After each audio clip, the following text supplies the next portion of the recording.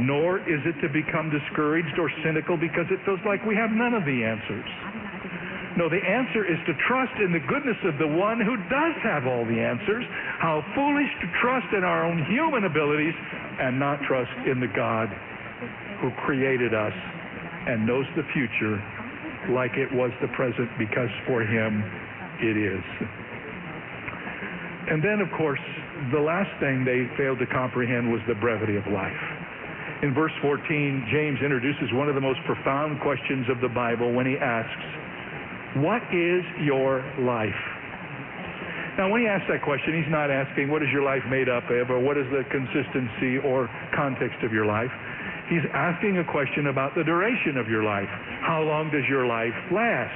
Someone has said he's asking about the dash between the date of your birth and the date of your death. What is your life? And then he answers it. He says, it is even a vapor that appeareth for a little time and then vanishes away. Now, this can be depressing if we don't deal with it correctly, especially for some of us who are looking down the road at less time than we've already lived. But it's not meant to be depressing. It's meant to make a point. Listen carefully. Life is short. It really is. I mean, when we're young and we start living life, it seems like life is so slow and it drags out. We can't wait till our next birthday. How many of you know that stops somewhere about halfway through? And then we think, oh my goodness, we got another birthday coming. You got to be kidding me. Didn't I just have one? I'm not going to count this one. Let's just get on past it and get to the next one. Life goes quickly. And the reason I know this is important for us to think about is because Almighty God has placed it in the Scripture in so many places with metaphors to help us understand it. This is how God's Word tells us to think about life. Listen carefully. It tells us that life is very short, and in order for us to understand that, it gives us these pictures. 1 Chronicles 29:15, our days on earth are as a shadow. Job 7:6, my days are swifter than a weaver's shuttle. Job 7, remember my life is a breath. Job 9, now my days are swifter than a runner, and they flee away. They pass like swift ships, like an eagle swooping on its prey. Job 14, man is born of a woman and is a few days and full of trouble, and he comes forth like a flower, fades away, flies like a shadow, and does not continue. Psalm 39, indeed you have made my days as handbreadth, and my age is as nothing before you. Psalm 102, verse 3, my days are consumed like smoke. Psalm 103, 15 and 16, as for man, his days are like grass, as the flower of the field, so he flourishes. For the wind passes over it, and it is gone, and its place remembers it no more. An old Southern pastor preached a sermon on those verses, and here were his point. Life is like grass. It is sown, it is grown, it is mown, and it is gone. Amen. That's it. So when James says, what is your life?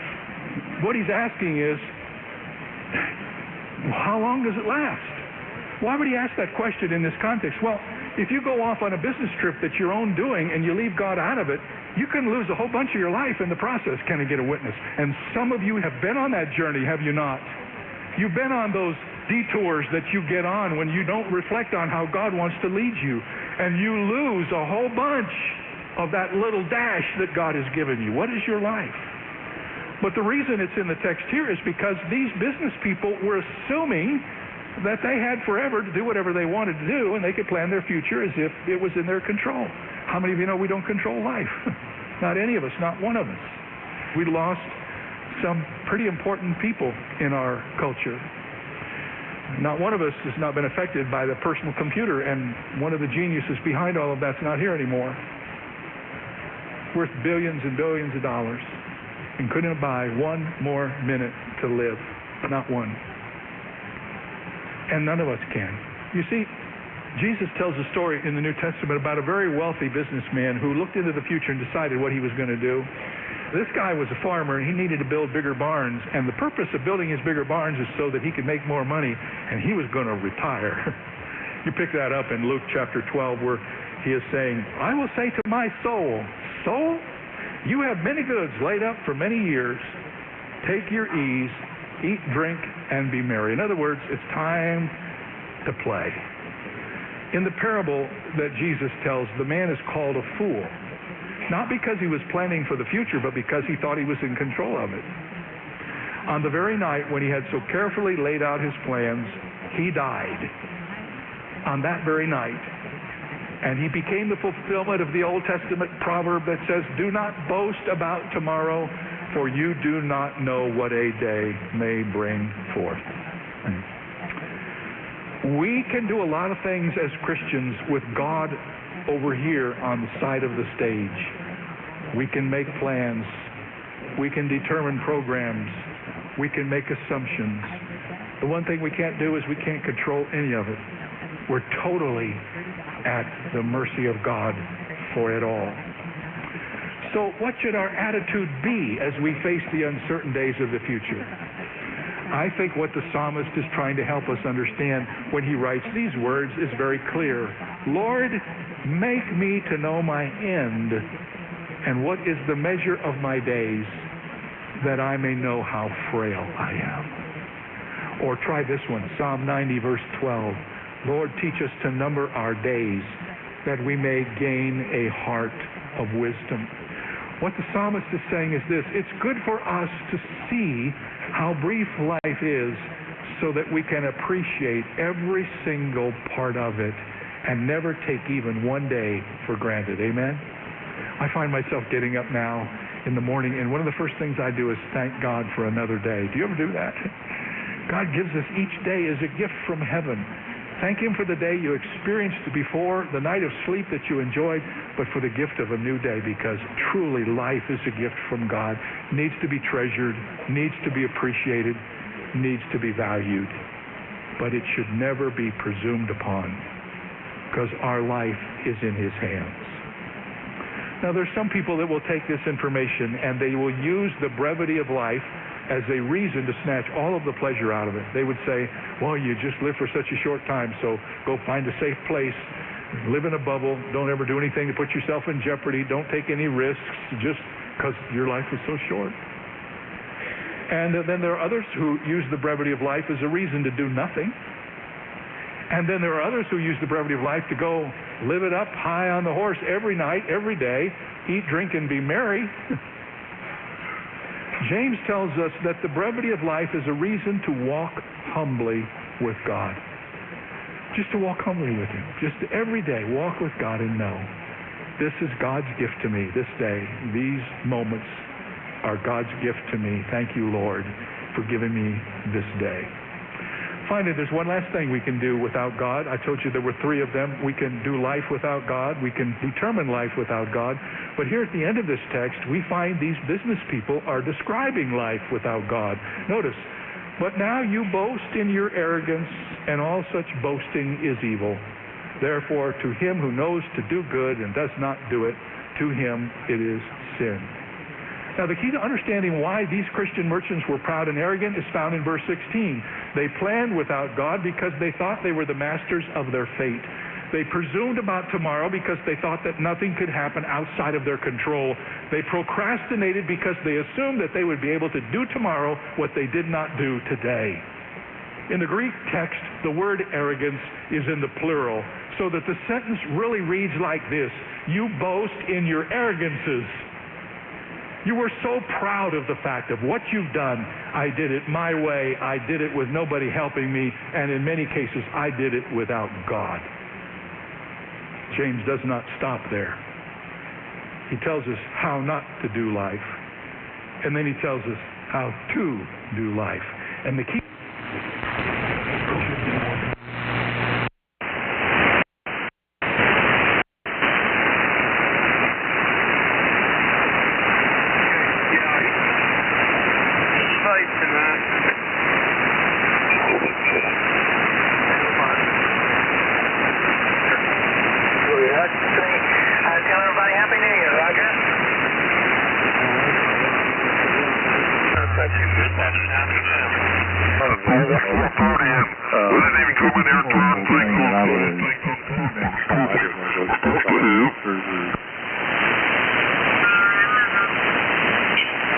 dead bugs all over. Is it a... I do not...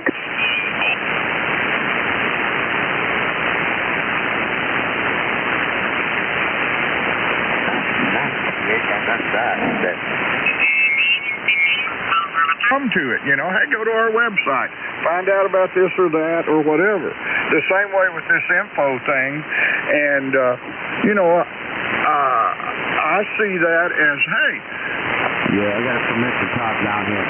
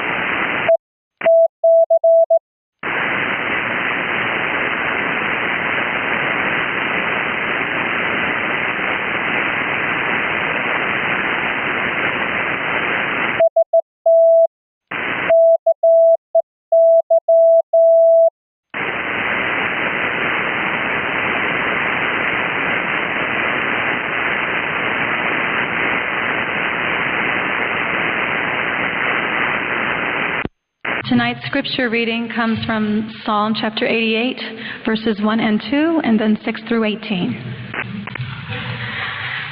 O Lord, the God who saves me, day and night I cry out before you. May my prayer come before you. Turn your ear to my cry. You have put me in the lowest pit, in the darkest depths. Your wrath lies heavily upon me. You have overwhelmed me with all your waves. You have taken from me my closest friends and have made me repulsive to them. I am confined and cannot escape. My eyes are dim with grief. I call to you, O Lord, every day. I spread out my hands to you. Do you show your wonders to the dead? Do those who are dead rise up and praise you? Is your love declared in the grave, your faithfulness in destruction? Are your wonders known in the place of darkness, or your righteous deeds in the land of oblivion? But I cry to you for help, O Lord. In the morning my prayer comes before you.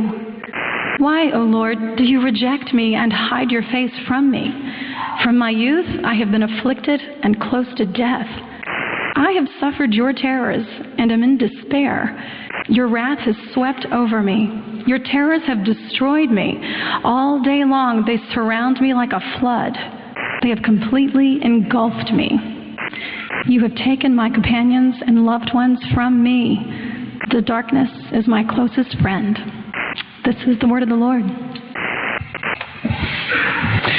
Spirituality is very popular in our culture, and so we are looking this fall at a series of case studies of prayer and spiritual encounter in the Bible. And tonight we get to the Psalms, which is the book of prayer in the Bible. It's a book of prayers. It's the prayer book of the Bible. And in the Psalms there are many prayers by people who are suffering and who are asking God for help.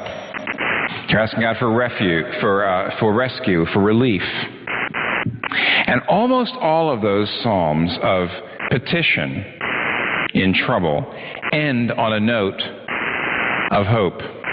Either the prayer sees God begin to work out in the world, or if not, at least the prayer senses God at work inside in his own heart. In other words, Virtually always when someone is saying, oh, I'm in trouble, I'm in great need, the prayer ends on a note of hope. But not this psalm. Did you notice? In fact, there's two psalms, Psalm 39 and 88, 39 and 88, that end without any hope. Notice that the word darkness is used 3 times. Verse 6, verse 12, verse 18. This man is surrounded by darkness, and there's not even a chink of light getting through. In fact, in Hebrew, not in English, but in Hebrew, the word darkness is the last word of the prayer. Now, what kind of prayer has darkness as its last word? What is a prayer like this doing in the Bible? And the answer is, it's doing us a lot of good if we listen to it, because Christians, and particularly American Christians, are very naive about the inevitability of suffering in this life.